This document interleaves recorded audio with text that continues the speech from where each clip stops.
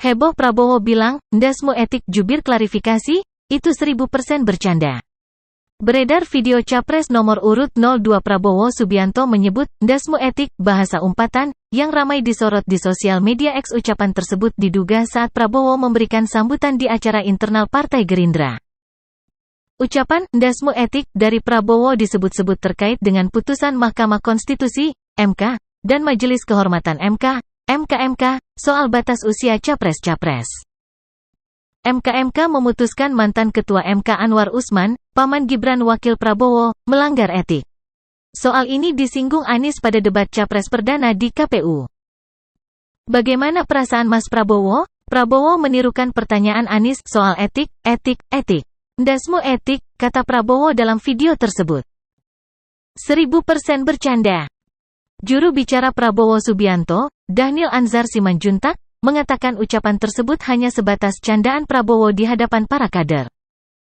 Pak Prabowo senang bercanda. Itu bercandaan Pak Prabowo ke kader-kader Gerindra, 1000% bercanda, kata Dhanil saat dikonfirmasi, Sabtu, 16/12.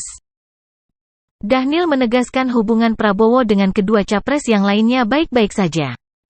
Pak Prabowo hubungannya dengan Pak Ganjar baik, dengan Pak Anies baik. Bercanda ke sesama sahabat, ucapnya. Lantas, Dhanil menuturkan, jubir Anies Baswedan sebelumnya pernah bicara soal Gibran Raka Buming Raka, yang saat ini menjadi cawapres Prabowo, cocok juga mendampingi Anies. 3 bulan lalu, kan juru bicara resmi Pak Anies juga mengatakan kalau Pak Anies dan Mas Gibran akan jadi pasangan yang cocok.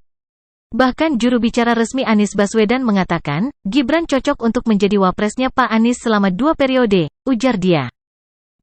Sama halnya dengan Anies, Dhanil menjelaskan Ketua DPP PDIP, Puan Maharani, pernah membuka kemungkinan Gibran mendampingi Ganjar. Pun demikian Mas Ganjar, sejak awal Mbak Puan membuka pintu kemungkinan Mas Gibran jadi wakilnya Mas Ganjar, terang Dhanil. Lebih jauh, Dhanil menegaskan, maksud Prabowo adalah agar masing-masing merefleksikan diri di akhir pekan. Maksud Pak Prabowo, mari sama-sama kita periksa isi pikiran kita, isi hati kita, semacam refleksi akhir pekanlah, jangan seperti orang yang ditolak cintanya, namun kemudian habis-habisan menjelek-jelekkan sang pujaan hati, ujarnya.